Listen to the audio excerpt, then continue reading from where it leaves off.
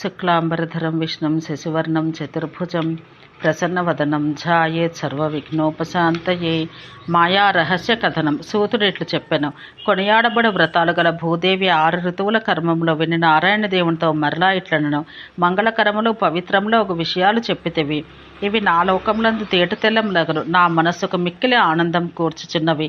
నీ ముఖం నుండి పలకబడ్డ ఈ అర్చన కర్మములను విని దేవా మాధవ శరత్కాలపు చంద్రుని వలె నిర్మల నైతిని. మిక్కలి రహస్యం వేడుక పుట్టించినది ఈ విషయాన్ని నా మేలు కొరకు విష్ణు నీవు చెప్పదగను. దేవా పలుమార్లు నీవు నా మాయా అనుచుందువు. ఆ మాయా అనగా ఏమి, ఎటువంటిది, దేన్ని మాయా అందరూ? ఈ మాయా రహస్యాన్ని మిక్కిలి ఉత్తమమైన దాన్ని తెలియగోరుచున్నాను. అంతా ఆమె మాట విని మాయకు పీటక వంటి వాడు విష్ణువు చిరునవ్వు నవ్వి, ఓ భూదేవితో మధురముకు వాక్యం ఇట్లు పలికెను. భూదేవి, ఈ మాయను గురించి అడగకము.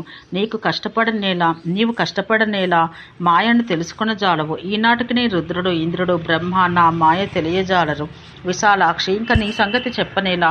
ఒకచోట వాసుదేవుడు పెద్దగా కురియను, ఒకచోట వానదేవుడు పెద్దగా కురియను. ఆ ప్రాంతం నీటితో నిండును, మరొక దేశం నీటి బొట్టు లేక ఎండిపోవును. ప్రియా, ఇది నా మాయ. చంద్రుడు ఒక పక్షాన తరుగుదలనందును మరొక పక్షాన పెరుగుదలనందును అమావాస్య నాడు మొత్తంగా కనబడడు. ఇదియే నా మాయ. హేమంతాన నూతిలో నీరు వేడిగా ఉండును, గ్రీష్మమున వేసవియందు చల్లగా ఉండును. ఇది తత్వం బట్టి నా మాయ. సూర్యుడు పడమటి దిక్కును చేరి అస్తమించి మరలా ఉదయాన తూర్పు దిక్కున ఉదయించును. ఇది నా మాయ. రక్తము శుక్లము రెండును ప్రాణులయందు ఉండినవి. అవి గర్భాన చేరి కొత్త జీవి అగుచున్నది. ఇది నా ఉత్తమ మాయ. జీవుడు గర్భాన ప్రవేశించి సుఖాన్ని దుఃఖాన్ని పొందును. పుట్టినంతనే దాన్నంతటిని మరచిపోవును. ఇది నా గొప్ప మాయ. తాను చేసిన కర్మములను బట్టి వేలాడి జీవుడు తెలివిని చేష్టను కోల్పోవును. కర్మం వాణ్ణి మరొక చోటికి గుంజుకొని పోవును. ఇది నా దొడ్డ మాయ. రక్తం వీర్యం కలిసి కదా జంతువుల పుట్టుట, వేళ్ళు పెదవులు ముక్కు చెవులు కన్నులు బుగ్గలు నుదురు నాలుక ఇవన్నీ ఏర్పడట నా మాయ. దానితోడనే ప్రాణులు పుట్టుట. ప్రాణి తిన్న తిండిని జఠరాగ్ని పీల్చివేయగా అది అరిగిపోతున్నది. పిదప కింది నుండి మలరూపాన జారిపోతున్నది. ఇది నా మహామాయ. శబ్దం స్పర్శ రూపం రసం గంధం అను వానితో జంతువు ప్రవర్తిస్తున్నది. ప్రియా, ఇది నా మాయ. స్థావరం జంగమం అనువారి యందు అన్ని ఋతువులలో ఒకే ఆకారం, కానీ దాని తత్వం తెలియరాదు. ఇది నా మాయ. ఆకాశాన నీరు కలదు, భూమి యందు నీరున్నది, అవి వృద్ధి పొందకున్నవి. ఇది నా పరమమాయ. వర్ష ఋతువున గుంటలు చెరువులు నీటితో నిండిపోవును, గ్రీష్మమున అవి అన్నీ ఎండిపోవును. ఇది నా మాయాబలం. హిమవంతుని శిఖరం నుండి జాలువారిన నదికి మందాకిని అని పేరు. అదే నేలకు దిగినప్పటికీ గంగా అయినది. ఇది నా మాయ. ఉప్పునీటి సముద్రం నుండి మేఘాలు నీరు గ్రహిస్తున్నవి, లోకమున తీయని నీటిని కురియుచున్నవి. ఇది నా మాయాబలం. కొన్ని ప్రాణులు రోగము పొంది గొప్ప ఔషధాలు తినిచెందురు. వారి శక్తి యందు నేను నా మాయ జార విడుస్తాను. మందు నొసగినను ప్రాణి మరణిస్తున్నది, అనగా ఔషధం శక్తిహీనం చేసి నేను కాళరూపుణ్ణై హరించివేయుదునన్నమాట. మొదట గర్భం ఏర్పడుతున్నది, తర్వాత పురుషుడు పుడుతున్నాడు.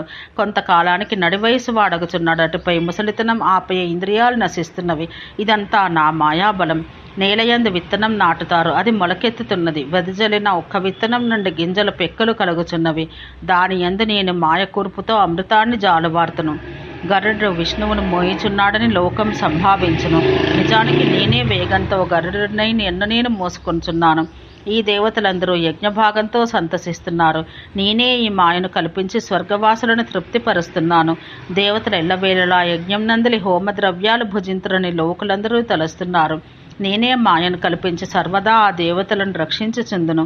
బృహస్పతి యజ్ఞకర్త అని లోకమందు కొనియాడుచుండురు.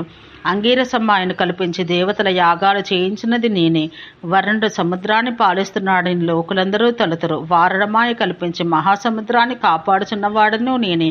కుబేరుడు ధనానికి ప్రభు అని లోకాలన్నీ సంభావించను. కుబేరమాయ స్వీకరించి ఆ ధనాన్ని నేనే రక్షింతును. వృత్రుని ఇంద్రుడు పరిమార్చనని లోకులు అనుకుంటున్నారు. ఇంద్ర సంబంధమగు మాయను తాల్చి వృత్రుని రూపమాపినది నేనే. లోకులు ఆదిత్యుడు కదలని మహాగ్రహమని తలపోస్తారు. మహామయమగు దేహాన్ని దాల్చి ఆదిత్యుని మోయిచున్నది నేనే. నీరంతయు వట్టిపోతున్నది, లోకం వాకొనును. బడబాగ్ని రూపం దాల్చి దాని అంతటినీ నేనే తాగివేస్తున్నాను. వాయుమాయను దాల్చి దాన్ని మేఘములందు వదులుతున్నాను. లోకం ఈ నీరంతయు గూడు కట్టి ఎక్కడ నిలిచినదని పలుకుతో అమృతం ఎక్కడ నిలిచినో దేవతలు ఎరుగరు. అది నా మాయ చేసిన ఆజ్ఞ మేరకు ఔషధుల యందు నిలుచున్నది. రాజు ప్రజలను పాలించునని లోకం భావన. కానీ రాజమాయను కల్పించి వసుంధరను నేను పాలిస్తున్నాను. యుగం ముగినప్పుడు పన్నిద్దరు భాస్కర్లు దయిస్తారు. నేను వారిలో చొరబడి లోకము నా మాయను సృజింతును. భూమి వర్షము ధూళితో పాటు లోకములందు పడుచున్నది. పాంసమయ మాయను కల్పించి నేనే జగత్తును నింపుదును. సంవర్తమను మేఘమును రోకలి వంటి ధారలతో కురియను. సంవర్తక మాయను గ్రహించి లోకమంతటినీ నింపువాడను నేనే. ధాత్రి నేను శేషునిపై పవ్వలించి నిద్రించునని లోకం భావించును. అనంత మాయతో ఆ శేషును మోయిచో నిద్రించుచుండను. భూమి వరాహమాయను తాల్చిన సంగతి నీ వెరగవా? దేవతలందరూ అందు లీనమైపోవదురు. అది నా మాయ. అయినా నీవు విష్ణుమాయను ఏ విధంగా ఎరగజాలవు? నేను 17 మార్లు పట్టి నిలిపితిని. నేను ఈ భూమినంతటినీ ఒకే సముద్రగా చేసి ఆ జలాన్ని నిలుతును. ఇది నా మాయాబలం. నేను బ్రహ్మను రుద్రుని సృజింతును హరింతును. అయినను వారు నా మాయకు మోహితులై దాన్ని ఎరగకుందరు. సూర్యుని తేజస్సు వంటి తేజస్సు గల ఈ పితృగణముల వారిని మయమకు మాయతో నేను పట్టుకొని ఉందును. మరియు శోభనాంగి మరియొక మాయను గురించి చెప్పెదను వినము. ఒక ఋషిని పురుష స్వరూపుని స్త్రీలోని యందు ప్రవేశపెట్టి తిని, అనగా స్త్రీని చేసి తిని. అంత విష్ణుని పలుకు విని మరియు వినగోరిదని వసుంధర చేతులతో దోసులు పట్టి ఈ వాక్యం పలికెను. ఆ ఋషిముఖ్యుడు అంత చేయరాని పని ఏమి చేసెను? అతడు స్త్రీ రూపం ఎలా పొందెను? ఆ బ్రాహ్మణ ముఖ్యుడు స్త్రీ ఒకటికి చేసిన పాపమెట్టిది? నాకు మిక్కిలి కుతూహలం కలుగుతున్నది, అదంతా వివరించి చెప్పుము అని వినతించగా, అంత భూదేవి మాట విని మిక్కిలి ఆనందమందిన హృదయం గల హరి తీయని మాటను కొని భూదేవికి ఇట్లనెను.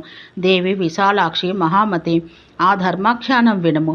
ఒడలు గగుర్పడుచు నా మాయ గురించి చెప్పెదను. నా మాయ కూర్పు వల్ల సోమశర్మ పడరాని పాటలు పడను, పెక్కుగతులు పొందెను. అందు కొన్ని ఉత్తములు, కొన్ని నీచములు, కొన్ని మధ్యములు. మరియు తిరిగి నా మాయ త్రోయగా బ్రాహ్మణత్వం పొందెను. ఆ బ్రాహ్మణ ముఖ్యుడు స్త్రీ రూపం ఎట్లు పొందెనో తెలిపెదను.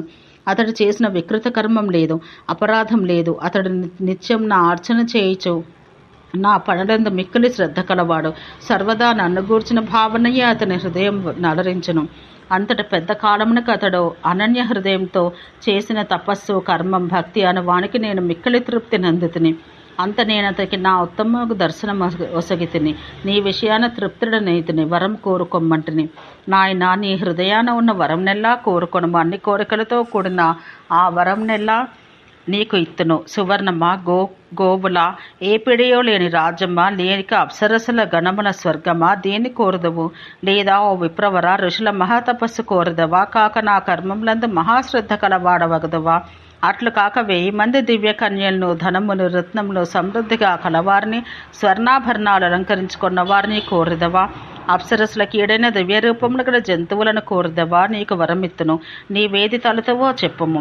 అంత ఆ బ్రాహ్మణ వరేణ్యుడు నా మాట విని శిరస్సు నేలను తాకున్నట్టుగా నేలపై వాలి తీయని పలుకుతో ఇట్లనెను. దేవా, నీవు కోపగించవేని ఒక్క వరం అడుగుతును. నీవు పలికిన విధంగా నేను కోరినది ఇవ్వవలను. నాకు బంగారం వలదు, ఇంటి వలదు, రాజ్యం వలదు, అప్సరస వలదు, స్వర్గం వలదు, మనసునకింపైన ఐశ్వర్యం వలదు. 1000 స్వర్గాల్లో ఒక్కటి నాకు రుచింపదు. నీవెల్లప్పుడూ క్రీడించు నీ మాయను తెలియగోరుచున్నాను.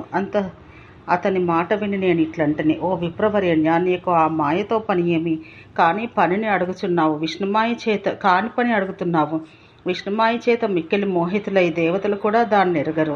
అప్పుడు ఆ బ్రాహ్మణోత్తముడు ఆ మాట విని మాయాకర్మను పొరికొల్పగా తీయగా ఇట్లు పలికెను. దేవా, నా కర్మం, నా తపస్సు నీకు తృప్తి కలిగిస్తే నీ అనుగ్రహం వల్ల నాకు ఈ వరం ముసగము.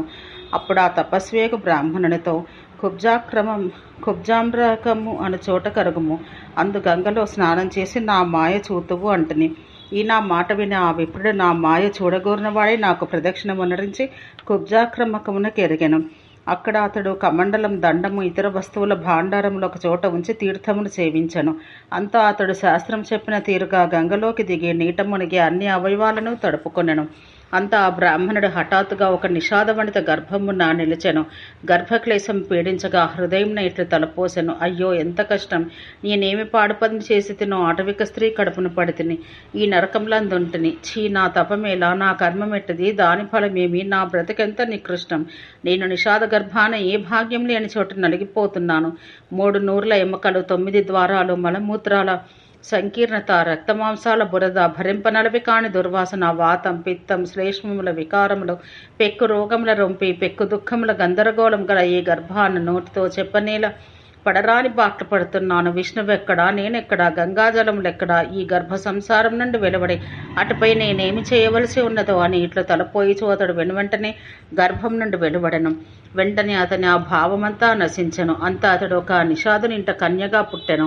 కమండలం దండము నది ఒడ్డున ఉండను. నా మాయ వల్ల అతడు దాన్ని ఎరగకుండెను. అంత పెద్ద కాలం ధనధాన్యాలు నిండగా గల నిషాదుని ఇంట బ్రాహ్మణుడు తిరుగుచుండెను. విష్ణుమాయ కమ్మగా అతడేమీ తెలియకుండెను. పిదప పెద్ద కాలానికి ఆమె వివాహం చేసుకున్న ఆ మాయ వల్ల కొడుకుని కూతుర్ని కన్నెను.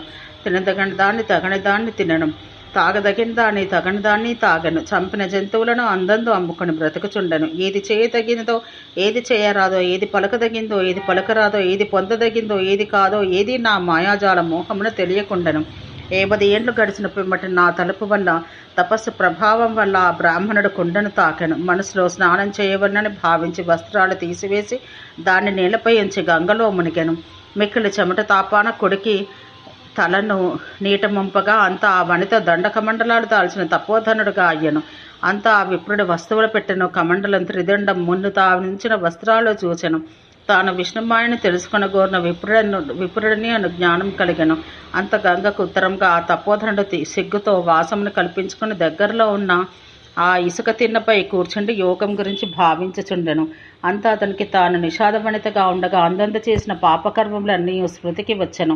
పాపకర్ముడను చేయరాని పనులు ఎంతగా చేసి తిని అగాధంలో కూలిపోయి తిని ఈ స్త్రీ జన్మం ఎత్తి తిని బోయకులాన పుట్టి తిని విచక్షణ లేని తిండి తిన్నాను. నేలపై నీటిలో ఉండు ప్రాణులన్నింటినీ చంపాను. అన్ని విధాలకు త్రాగుదులను త్రావితిని, అమ్మరాని వారిని అమ్మితిని, పొందరాని వారిని పొందితిని, అనరాని మాటలంటని, అన్ని కొంపల నుండి తినరాని తిండ్లు సంకోచింపక తింటని, నిషాదుని వల్ల కొడుకులను కూతురులను కంటి, నేనేమి తప్పు చేసి తిని ఏ పాపకర్మం చేత ఈ నిషాదవనిత యొక్క దశను పొందితినో చెప్పగల ఎవరిని ఇప్పుడు భావింతనో అని ఇట్లా అనుకొనుచున్నంతలో ఆ మాయాతీర్థానికి ఆ నిషాదుడు బిడ్డలు చుట్టుకొని రాగా ఉడలెరుగని కోపంతో వచ్చెను. చక్కని లక్షణాలు గల భార్యను మిక్కిలి అనురాగం కలవాడై వెదుకుచుండెను. అక్కడ తపస్సు చేస్తున్న ప్రతి తపోధనుని, అయ్యలారా, నా ఇంటిది నీటి కొరకు కుండ పట్టుకుని గంగ ఒడ్డుకు వచ్చింది, మీరు చూచితిరా అని అడుగుచుండెను. ఆ మాయాతీర్థానికి వచ్చిన జనులు తామొక సన్యాసిని అదిగో అక్కడ కుండను చూచితిమ్మని చెప్పిరి. అంతటా అతడు తన ప్రియురాల్ని కానుక పెళ్లి దుఃఖంతో కుమిలిపోతూ ఆమె దాల్చిన వస్త్రాన్ని నీటి కుండను చూసి జాలి కలుగునట్టుగా ఏడ్చిచుండెను. ఇదిగో వస్త్రం, ఇదిగో కుండ నది ఒడ్డున ఉన్నవి, గంగకు వచ్చిన నా ఇంటిది మాత్రం కానరాదు. ఆ దీనురాలు స్నానం చేస్తుండగా నీట ఆమెను మసలేదే నా జిహ్వ చాపల్యం చేతి తినివేసనేమో. ఒక్కనాడును కలలో కూడా నేను ఆమెను మనసునకు కష్టం కలుగునట్లు తిట్టి ఉండలేదు. ఒకవేళ ఏ పిశాచమో భూతమో రక్కసియో మింగలేదు కదా.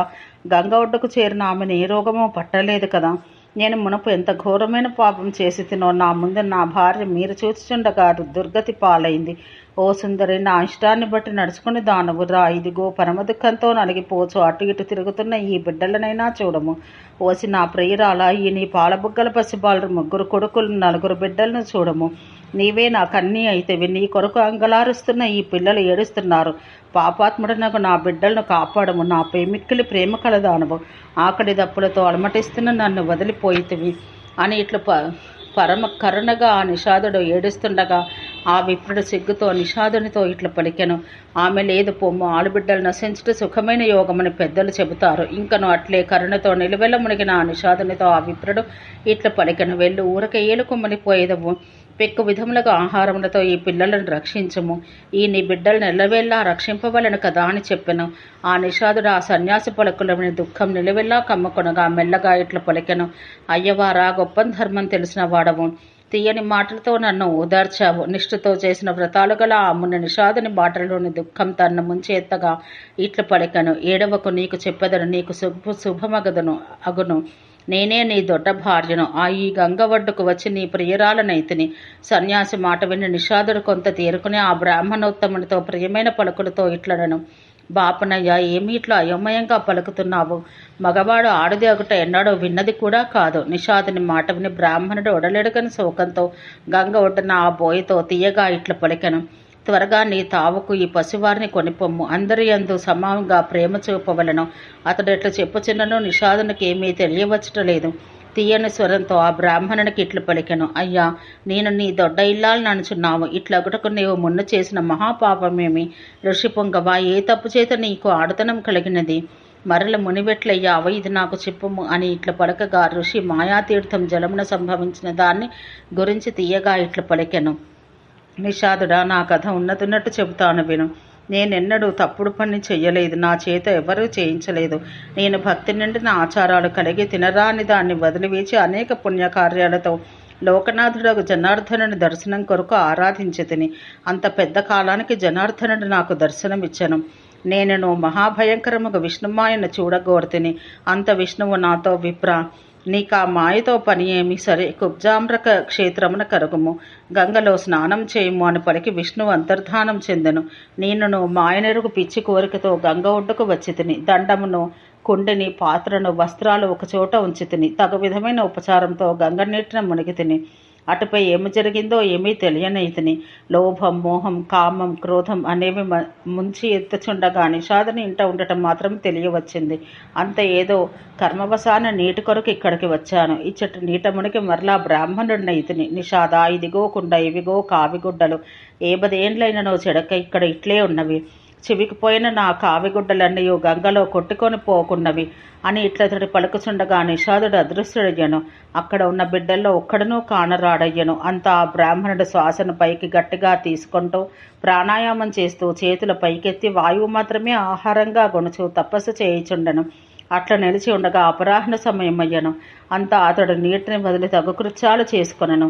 నా పూజల ఎందు, పుణ్యకార్యముల ఎందు ఎల్లవేళలా మిక్కిలి ఆసక్తి కలవాడై వీరాసనం వేసుకొని నన్ను అర్చించుచుండెను. గంగా స్నానానికి వచ్చిన ఉత్తమ బ్రాహ్మణులందరూ అతని చుట్టూనూ చేరని. అంతా ఆ బ్రాహ్మణులందరూ అట్లు తపస్సు కూర్చుకున్న ఆ తాపసితో, బ్రాహ్మణోత్తమ, ఎప్పుడో పూర్వాహ్నంన ఈ దండం, కమండలం, నారు చీరలు ఇక్కడ ఉంచి ఎటకో పోయితవి, ఈ స్థలం మరచితివి, త్వరగా రాకుంటవి అనిరి. ఆ విప్రుల పలుకులు విని ఆ ముని మిన్నకుండెను. వారున్న తావును గురించి మనసులో భావించుచుండెను. ఇంతలో ఆ బ్రాహ్మణ ప్రవరుడు మదిలో ఇట్లు తలపోసెను. ఇది ఏమీ ఆశ్చర్యం! 50 సంవత్సరాలు గడిచినవి. ఈనాడు అమావాస్య. ఇప్పుడు ఏ కాలం? ఈ బ్రాహ్మణుడు పలుకుచున్నదేమి? నా సంచిని పూర్వాహ్నమున ఇచ్చటకు ఉంచి ఎటకేగి అపరాహ్నానికి వచ్చితివి అనుచున్నారు. ఇంతలో వచ్చుట బ్రాహ్మణ స్వరూపంలో ఉన్న నేను ఆ బ్రాహ్మణునికి దివ్యమైన రూపం, తేజస్సు గల నా నిజరూపం చూపి అతనితో ఇట్లంటిని. విప్ర, స్నానం చేయగోరి జపం కొరకు పూర్వాహ్నాన వెళ్ళితిని. ఇదిగో చూడు, అపరాహ్నం. ఇప్పుడు తిరిగి వచ్చి తినేమి అనిన ఆ మాట విని ఆ శ్రోత్రియుడు చేతులు జోడించి తలను నేలకాంచి దుఃఖంపై కొనగా ఇట్లా పలికెను. నాకు 7 పిల్లలు పుట్టిరి. మద్యమును, పిల్లలను, తెల్లని తాబేటిని అమ్మితిని. తినరాని తిండి, తాగరాని తాగుడు, పొందరాని పొందు, పలుకరాని పలుకులు, ఈ అన్నీ చేసి తిని. మాధవ, నిన్ను సేవించు నేను చేసిన పాడు పని ఏమి? తపస్సు చేయుచు నేను చేసిన వికృతమగు తపస్సు చెట్టుది. అచ్యుత, నీ ఆరాధన చేయుచు నేనే పూజకు పనికిరాని కూడు తింటిని. నీ పూజలో నేను చేసిన అకార్యమేమి? నేను ఆ నరకానికి పోవుటకు చేసిన పాపమెట్టిదో ఉన్నదున్నట్టు నాకు తెలియజెప్పుము. ఇట్లా పెను దుఃఖంతో మాయకు వసుడైన ఆ విప్రుని జాలిగొలుపు ఏడుపు పలుకులు విని గంగవులిన మందు దుఃఖంతో కొమిలిపోయిన కన్నులు గల అతనితో ఇట్లా పలికితిని. విప్ర, మనసును చెదరగొట్టు కొనకము. ఇది నీ స్వీయ దోషం. దానివల్ల ఈ దుఃఖం పొందితివి. నీచయోనియందు పడితివి. నేను ముందే చెప్పితిని.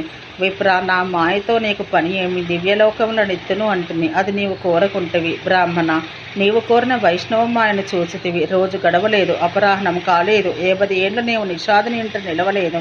విప్రవరుడా, మరి యొక్క విషయం కూడా నీకు చెప్పేదని దాన్ని ఆలకించుము. ఇదంతా నీవు కోరిన వైష్ణవ మాయ. నీవు శుభం కానీ అశుభం కానీ ఏమీ చేయలేదు. ఇదంతా మాయతో అయినది. నీవు విస్మయం వల్ల పొందుచున్నావు. నీవు చేసిన పాడు పని వ్యభిచారముల వలన నీ తపమేమీ చెడలేదు, తపస్సు పాడు కాలేదు. మరి ఒక విషయం చెబుతాను. పూర్వజన్మమందలి ఏ అపరాధంతో నీవిట్లయితేవో దాన్ని చెబుతాను. నా భక్తులు పరిశుద్ధులకు భాగవతులను నీవు అభినందించలేదు. ఆ తప్పు ఫలం నీవిప్పుడు ఈ రూపాన పొందావు. నా భక్తులు శుచులకు భాగవతులు ఎల్ల విధములా వందనీయులు. భక్తులకు భాగవతులకు వందనం చేయువారు నాకు వందనం చేయువారు అగుదురు. ఇందు సందేహం లేదు. నన్ను పొందుటకు కోరువాడు ఎట్టి నిందలు పొందనివాడు. అనన్యమగు మనసుతో నా భక్తులయందు తగులం పొందవలను. పొమ్ము బ్రాహ్మణ, సిద్ధుడవైతివి. ప్రాణములను ఇచ్చటనే వదలము. పద, నాతో పాటు పరమస్థానమగు శ్వేతద్వీపంన కరుగుము అని నేనిట్లా ఆ బ్రాహ్మణునితో పలికి వరమిచ్చి అంతర్ధానం చెందితిని. బ్రాహ్మణుడిట్లు ఇతరులకు చేయనలవి కాని మహాకార్యం చేసి మాయా తీర్థమున దేహమును వదిలి శ్వేతద్వీపం చేరుకొనెను. ధనుస్సు, అంబుల పొది, బాణములు, ఖడ్గము దాల్చి గొప్ప పరాక్రమమును కలవాడై నిత్యము చక్కని స్థితితో ఉన్న ఆ మాయాజాలాన్నతడు చూస్తున్నాడు. కనుక భూమి, నీకు నా మాయతో పని ఏమి? నా మాయన్ని వెరగజాలవు. దేవతలు, దానవులు, రక్కసులు ఎవరు ఎరగరు. భూమి, నీకిట్ల మాయ కథ చెప్పి తిని, ఇది మహాశక్తి కలిగినది. దీన్ని మాయాచక్రమని కీర్తిస్తారు. సర్వదుఖాలను పోకార్చి సుఖముల కూర్చున్నట్టుది. ఇది కథల్లో మహాకథ, తపస్సుల్లో గొప్ప తపస్సు, పుణ్యములలో పరమపుణ్యం, గతుల్లో పరమగతి. దీన్ని భక్తుల నడుమ చదవవలను. భక్తి లేని వారిక్కడ కీర్తించరాదు. నీచుల నడుమ శాస్త్రములు నిందించి వారికడను పఠించరాదు. నా ముందు, నా వెనుక, నా భక్తుల ముందు దీన్ని చదువువాడు శోభిల్లును. కానీ శాస్త్రదూషకుల కడ అట్లు ప్రకాశింపడు. చెదరని దీక్షతో ఉదయం లేచి నిత్యం దీన్ని పఠించేవాడు 12 ఏళ్ళు నా ముందు పఠించిన వాడగును. కాలం నిండిన తర్వాత ఆ నరుడు దేహాన్ని చాలించి నా భక్తుడగును. నీచ జన్మములు పొందడు. వసుంధర, ఈ మహాఖ్యానం నిత్యం వినువాడు బుద్ధిహీనుడు కాకుండును, నీచ జన్మ పొందకుండును. భద్ర, నీవు నన్ను మున్నడిగిన విషయం వివరించెతిని. ఇటుపై ఇంకా ఏమి అడుగుదవు? ఓం శాంతి శాంతి శాంతి.